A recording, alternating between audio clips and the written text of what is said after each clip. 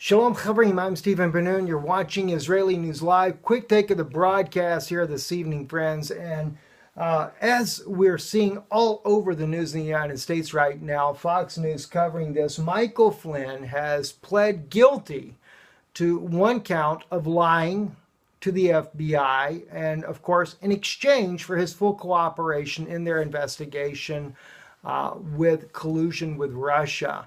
Now, this was supposedly right after President Trump's inauguration. And you know, what's troubling to me is one, to see first off that he kind of got thrown under the bus. That is, General Michael Flynn did. Retired General Michael Flynn got thrown under the bus by President Trump's administration when it seemed like the heat was getting heavy. And at the same time, you know, I felt like that if he talked to the Russians when President Trump was being inaugurated, where is the harm in this? Isn't that kind of what you're supposed to do, even before you're elected, that you're trying to reach out to other countries to try to resolve issues that are already existing, trying to build a good relationship, trying to slow down this buildup of military forces all across Russia's western border inside of Eastern Europe there? Isn't this what we're supposed to be doing? Or was this really just something that upset the the direction that the deep state was planning on taking the nation to start with? And I think that has a lot more to do with it, and may very well be why Michael Flynn is now willing to come forward and, in essence, say that, well, I'm guilty, I lied. It's troubling to me. It also lets me know President Trump's days in office are numbered. And if his days in office are numbered as a result of Michael Flynn's cooperation with the FBI and in this investigation of this, involvement in the election, naturally, was Russia involved in the election? Well, certainly, if they're going to do interviews, I've seen the interviews they do. I see RT News and Sputnik News, all the very news organizations that are considered to be propaganda.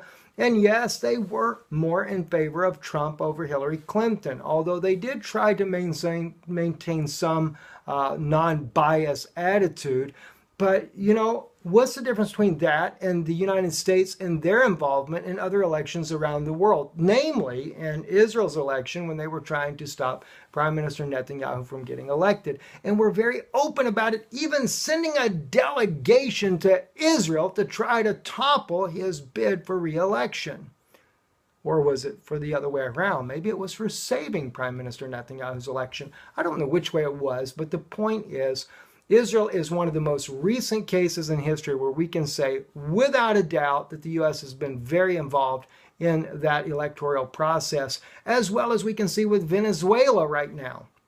So if Russia would rather see President Trump become the next president over Hillary Clinton, because Hillary Clinton is already talking about having a war with Russia, then don't you think that that's a good thing, not a bad thing? At least that's the way I would look at it. Well, the thing is, it's been pretty obvious, though, that President Trump has been kept very much under his leash as well, because every time he tries to do something to bring about some sort of peace with Russia or some sort of agreement on the Middle East, he immediately, the very next day, if not the same day, is already backtracking a bit and apologizing and, oh, that's not what I really meant. I meant this or I meant that. Now, the thing is, friends, I think we're headed to a war. And we may be headed to a war with not only with North Korea, who clearly North Korea is a threat to the United States with its nuclear weapons. And of course, now Kim Jong-un is saying that he is willing to do talks so long as he is looked upon as a nuclear power. And well, it's not so much that you have to say that he needs to be looked upon. I guess he's trying to gain his, as we would say, his respect as a nuclear power. But, I don't think being a nuclear power is a respect to begin with. He clearly does defy the U.S. He definitely does launch missiles. Russia claims that it is a provocation. I would have to say that even South Korean president, who joins in military drills with the U.S., seems to probably think the same thing, because more and more we're seeing that the South Korean government doesn't want that type of confrontation with North Korea. But at this point here, as rapidly as North Korea is growing in its nuclear arsenal, the U.S. is taking this more as a direct threat to the national security of the United States, and this is one reason why the U.S. is being more aggressive towards North Korea. But in the latest words from Foreign Minister Lavrov, it is clear that Russia, as we stated in our last broadcast, is definitely getting ready to take on the U.S. in an all-out war if North Korea is struck. Here's what the title of RT's latest article says, and I'm thinking that this has a lot to do too, and it's kind of weird I say this, but I think with Michael Flynn, what happened there is letting Russia know that Trump's days in office are numbered. And I know, guys, you may not see this very well, because I can see it as I'm looking at the monitor that I'm looking at. The quality is just not that good on the cell phone. So I'm going to try to blow it up a little bit bigger, so perhaps we can see these words here a little bit better on the screen there. Bloodthirsty tirade.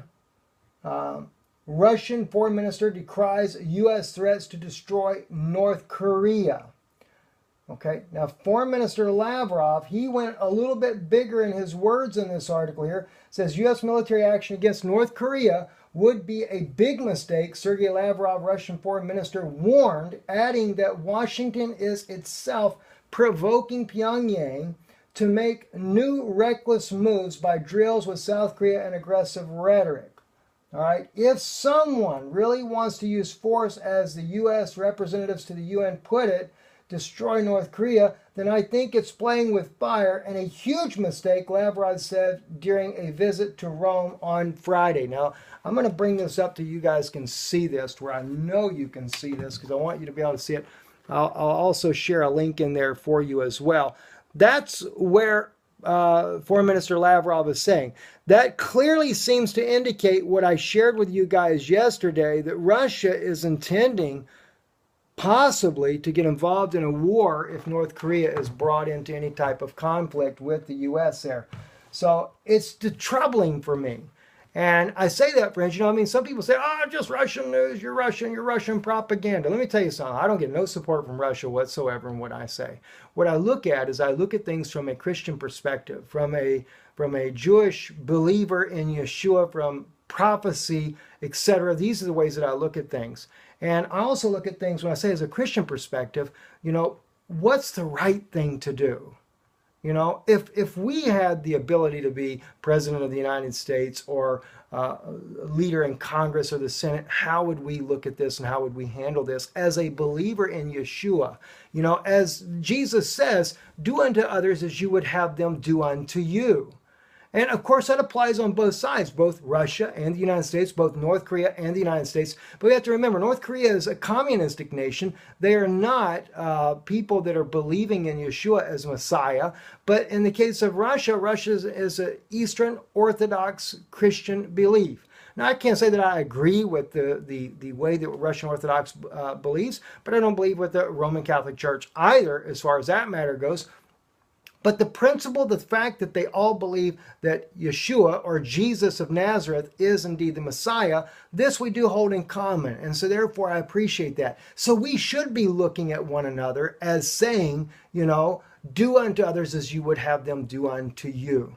Love your neighbor as yourself. And Russia seemingly has been trying to find ways to make peace with the United States. Regardless of all the allegations that are going out there, they're trying to make peace with the U.S. At the same time, though, there are so many outside of President Trump. He really has tried to seem to reach out a hand to President Putin there, but there's no seeming to make peace.